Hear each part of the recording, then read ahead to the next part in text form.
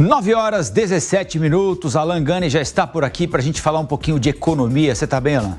Bom dia, Colombo. Tudo jóia? Bom dia a toda a audiência. O presidente do Banco Central, Roberto Campos Neto, está otimista ou é forçação de barra falar nisso? Olha, ele está chutando mais de 2% para a economia nesse ano aqui. Vocês do mercado falam em 1,5%, um pouquinho mais, um pouquinho menos. Não, eu acho que é factível, sim, chegar em 2%, muito embora... Mas posso falar que o presidente do Banco Central, Roberto Campos Neto, está otimista com a economia do Brasil ou seria forçar a barra? Está mais otimista, não é forçar a barra, não. Está mais otimista. E os fatores para isso é a queda da taxa Selic, que a gente já percebe que começa a ter um efeito, principalmente na indústria. Se a gente olhar os dados de produção industrial, principalmente o último dado, a indústria, ela reagiu bem, ela cresceu bastante no último mês de dezembro. Isso está conectado diretamente com o barateamento do dinheiro? Exatamente, porque o crédito ficou mais barato, cai a taxa Selic, e que isso significa na prática? Que os bancos estão com mais dinheiro, então eles vão emprestar a uma taxa menor, vão ganhar no volume e vão perder na taxa. Então a produção industrial reagiu bem, a taxa Selic já começa a fazer efeito no mercado. Vamos lembrar, Colombo, que ela demora de 9 a 12 meses para começar a fazer efeito. Como já vem num processo de redução há um certo tempo, então agora ela começa a fazer efeito. Além disso, há os estímulos fiscais. Então o governo, gastando mais, há também crédito subsidiado. Então tudo isso é uma força para puxar o crescimento econômico. Agora, por outro lado, é claro que tem também os fatores de risco. Então tem piora das expectativas fiscais, então o empresário, por outro lado, também fica mais receoso, tem os problemas relacionados à economia chinesa, no mercado imobiliário e também no mercado de crédito, possivelmente, e taxas de juros mais pressionadas nos Estados Unidos, que acaba estimulando que o dinheiro migre daqui para lá. Então, entre mortos e feridos, o mercado acredita num crescimento de 1,5%, parecido com a projeção da OCDE e do FMI do Banco Mundial, enquanto Campos Neto, entre outros economistas, 2%. Agora, fato é que os modelos têm errado muito, Colombo. Pois é, tem isso também, a gente tem de levar isso em consideração. Agora, o nosso colega falou agora há pouquinho sobre inflação de serviço. O presidente do Banco Central está preocupado com isso. É verdade. É causa de preocupação? É motivo de preocupação? É causa de preocupação. Inclusive, dando um spoiler, já saiu o IPCA. E o IPCA subiu 0,42%, desacelerou em relação ao mês passado. O de janeiro. Desacelerou em relação ao mês passado, 0,56%, era o mês passado. Dezembro, isso. Agora, o que acontece? A alta, ela veio acima do esperado e puxada principalmente pela inflação de serviços. Então, na hora que a gente tira passagens aéreas, que é um item muito volátil, a inflação de serviços veio alta, veio em 0,76%. É o que a gente chama de serviços subjacentes. Então, é um sinal de atenção, porque a inflação de serviços, Colombo, ela está muito ligada à demanda.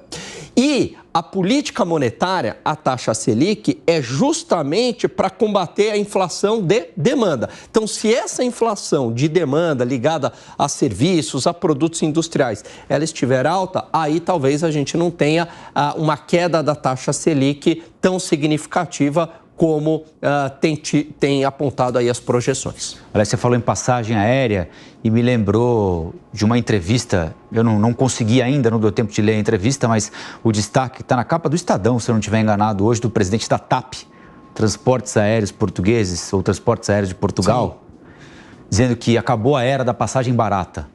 Você participou dessa era? Eu não participei, eu não sabia que a gente estava vivendo essa era da passagem barata. Se acabou essa era, então nós estamos lascados, Gani. Olha, eu acho que teve ali um período, onde o turismo, de alguma maneira, ficou mais barato. Talvez 2010, 2011, o câmbio era muito favorável para a gente também, né, quando houve toda aquela estabilização do plano real no final da década de 90. Agora está muito caro viajar, está muito caro porque... ele está vivendo. Exatamente. Outra. O dólar está muito alto, né, permanece num patamar elevado, embora tenha caído, chegou a quase 6, agora gira aí na casa de 5, mas o preço das passagens aéreas realmente eles estão muito elevados, né? Então tem a tal alta do combustível de aviação, toda essa demanda reprimida pós-pandemia. E o pior, Colombo, como há inflação no mundo desenvolvido, então há uma sensação também, não só pelo dólar, mas quando você chega lá no outro país, nos Estados Unidos, por exemplo, fala, caramba, mas tudo subiu aqui, antes os preços eram mais estáveis. Então tem também esse processo inflacionário no mundo desenvolvido, né? Você sabe que a TAP passou por um processo de recuperação, teve uma participação brasileira fundamental, né? Ali no começo da década de 2000. Fernando Pinto, executivo que foi presidente da Varig, estava fazendo a Varig ressurgir no final da década de 90, depois de anos de prejuízos, foram 2 ou 3 anos de lucro, os primeiros em muito tempo da aviação aérea rio-grandense. Ele tomou uma rasteira do conselho da Varig. A Varig era administrada pelo conselho de funcionários, né? Sim. Aí houve uma disputa de poder lá, derrubaram o homem, ele foi para a TAP, recuperou a TAP e o fim da Varig a gente sabe qual é, né? Mas tem dedos brasileiros na recuperação da TAP. Quem voa muito de TAP é o Zé Maria Trindade, sabia? Ah, é? De cima e para baixo, o tempo todo, nessa ponte aérea Europa-Brasília. Zé Maria, o presidente do Banco Central parece confiante, não é? Ele tá mais confiante do que a média do mercado, por exemplo. Ele que é sempre acusado de ser um representante do mercado, infiltrado no Banco Central, tá mais otimista do que a média do mercado. A TAP é Tamancos Aerolíneas, né? Olha, é verdade, é um otimismo do presidente do Banco Central, mas ele traz nesse otimismo informações importantes, informações que ele coleta ali, inclusive da iniciativa privada, e a indicação de melhor situação do Brasil, porque a economia vem de ciclo positivo a partir de agora, dos Estados Unidos e outros países, né? E esta inflação de serviços, né, Ana, ela tem dificuldades de ser contida, porque não há como importar serviços. Mesmo se houver uma queda do dólar e a possibilidade de importação, o próprio Banco Central acredita que este será um ano difícil para a balança comercial brasileira, porque há previsão de aumento de consumo aqui de produtos de fora do país, de aumento da importação.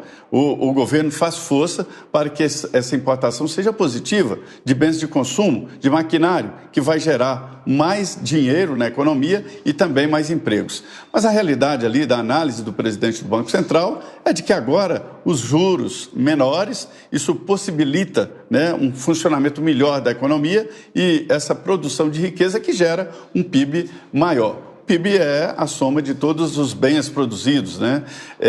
Serviços é uma situação de ponta, né? Primeiro cresce a economia industrial, aí depois a de transformação e, por último, a de serviços. O presidente do Banco Central prevê, inclusive, a continuidade da queda de juros. E vem num momento muito importante, porque no governo já aparecem elogios, quem diria, a Campos Neto, e vindo, inclusive, de aliados próximos do presidente Lula, Aloysio Mercadante, presidente do BNDES, elogiando a postura do presidente do Banco Central, que no início do governo foi execrado.